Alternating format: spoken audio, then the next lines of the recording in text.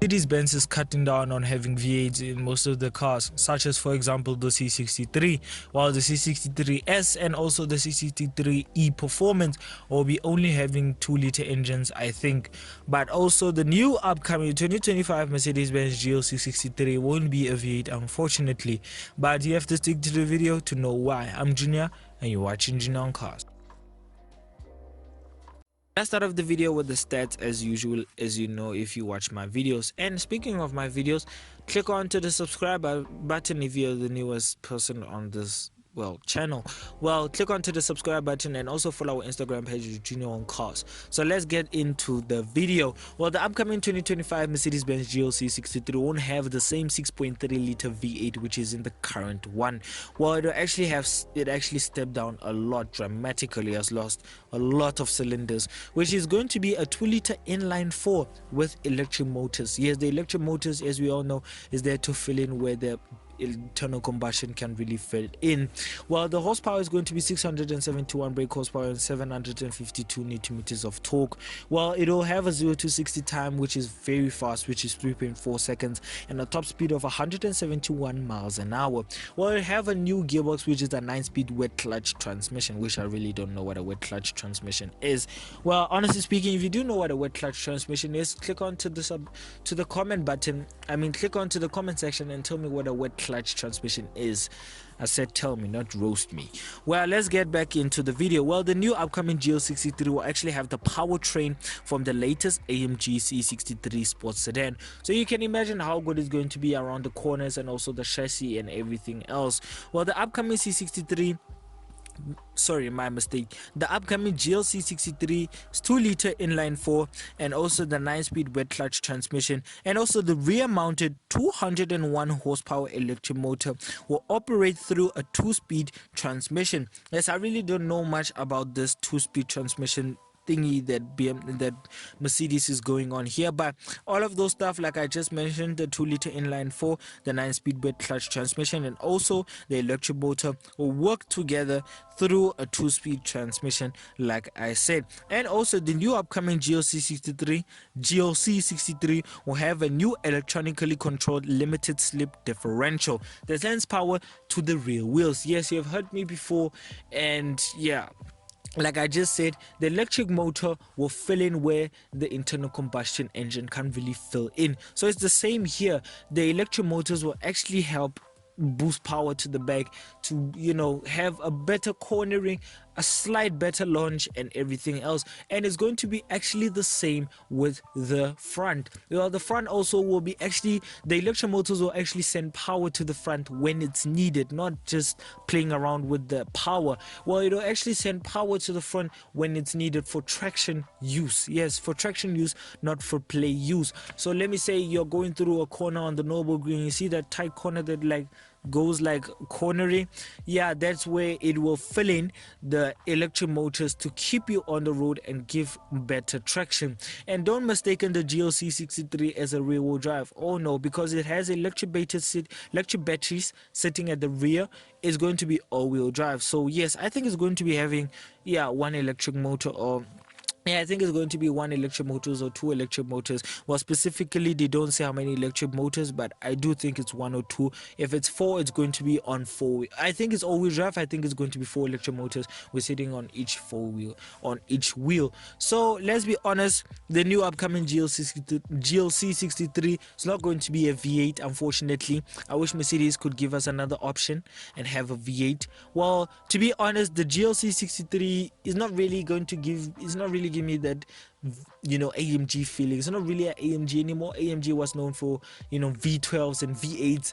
Now AMG in the future is going to be known for 2 liters and 3 cylinders. This is not the future that we want, Mercedes-Benz. Do you want us to move from Mercedes-Benz to BMW? Because let's be honest, BMW are not really compromising much on much of their cars. Let's look at the X3M competition. Let's be honest, it's not really a hybrid. It's not really a hybrid, it's a pure internal combustion car, which is rear-wheel drive. Yes, it's a rear-wheel drive SUV. Where have you ever seen that? Ever, literally ever. We have never seen that since the Trackhawk came out, which is a Dodge, not the Dodge, the Jeep Jeep Grand Cherokee Trackhawk, yes, or SRT Trackhawk, you can call it whatever, but it's the Jeep SRT Trackhawk, or the Dodge Durango. Jeep Durango, yeah, Dodge Durango, yeah, Dodge Durango. So yeah, it's really not a proper 63. I think Mercedes-Benz not do not call it the 63. I think calling it the 63 is like disrespecting the V8s and the V12s. I mean, they could have called it, 61 or 62. Yeah, it's much more, it doesn't make any difference because it's much more smaller. But I hope Mercedes will give us other options in the near futures to have V8 as options, because I mean, I really don't want to see myself driving a GLC 63 has a 2 liter inline 4 engine. I think this engine comes from the A45. Yes, tell me in the comments below if I'm right, if this 2 liter inline 4 comes from the AMG A45, because I do suspect, because the AMG A45 has a 2 liter inline 4 also. It's a 2 liter engine also. But let's get back to the video. Well, the upcoming 2025 GLC 63 will actually have a bigger turbo and also much more better e-motors than the GLC 43.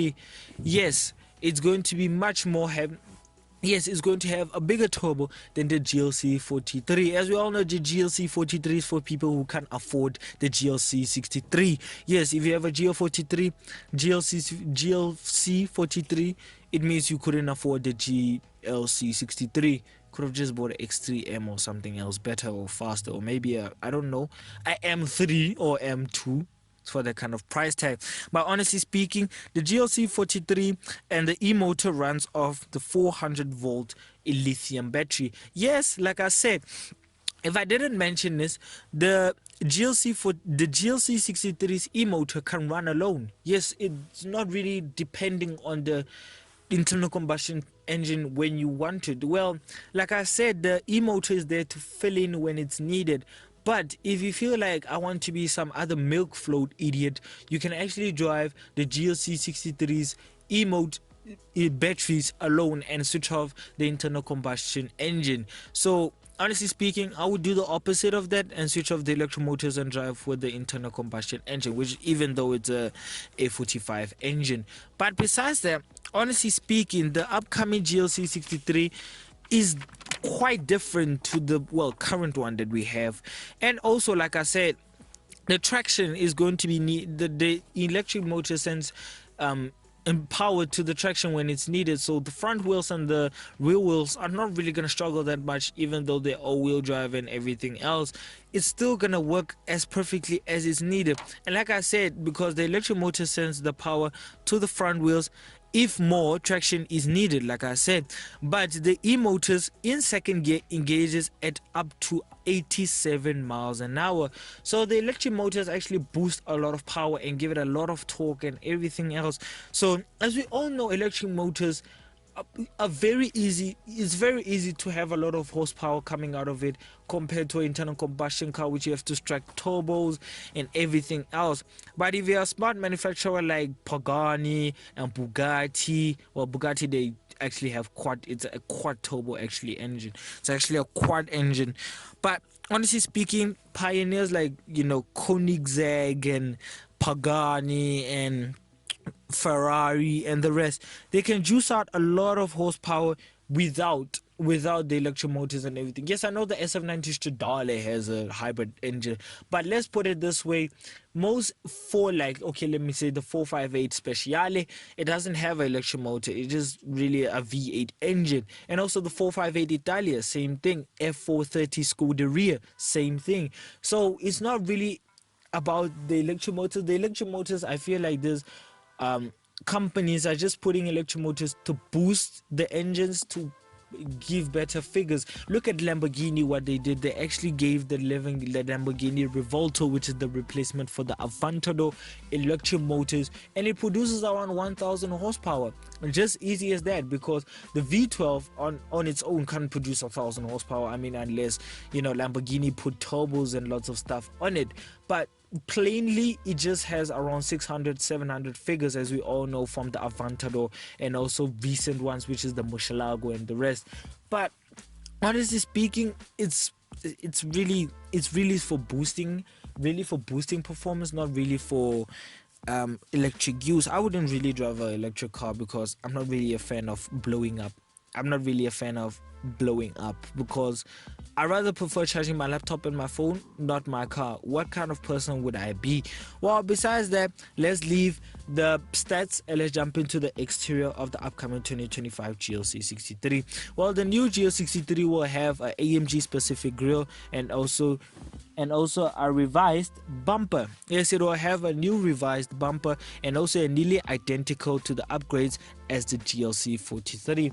Yes, the GLC 43 and the GLC 63 are not really going to be much more different besides the sound and also the cylinders. And also at the back, yes, at the back, the new GLC 63 will actually have a new sizable diffuser and also four so forgive me for this one, trapezodole, I'm just gonna put the word on the subtitles. Yes, I'm not really good at this maths words. It's trapezodole exhaust tips and also a roof mounted spoiler. So yes, the cosmetic looks of the GLC 63 and the GLC 43 are almost gonna look identical, so it's not really going to be much of a difference when it comes to the looks of the upcoming GLC 63 and also the GLC 43. As we all seen it with the C63 and also the C43, they really don't look much more different because it's just the engine difference that is the only difference. But besides that, they look identically the same. You couldn't tell if this is a G63, I mean this is a C63 or this is a C43. You can only hear it by the sound. Where I'm not talking about the upcoming one, I'm talking about the V8 version, which is the current one that we have. Well, the cosmetic looks of the GLC 63, it looks mean, it looks nice, it looks Mercedes-Benz like, and also black. I prefer a charcoal black color on a SUV of a GLC 63 and also on a G-Wagon, because the G-Wagon looks absolutely evil and absolutely cool on every single color that you put it, especially if you have it in British green and also in charcoal black and also black in general. So it's actually not really that bad. But besides that, honestly speaking, you get bespoke AMG wheels, you also get, cool LED headlights and also nice xenon, actually not xenon, matrix lights and everything else, and also smart system, radio assistance and park sensors and everything else. And also you get those beautiful mirrors, and also like I said, a spoiler, rear mounted spoiler apparently. Well, the cosmetics outside is not really going to be different besides the sizable diffuser and also the trapezial exhaust tips. Well, let's jump into the inside. And the inside, as we all know, the cabin of a Mercedes-Benz is classy at its best.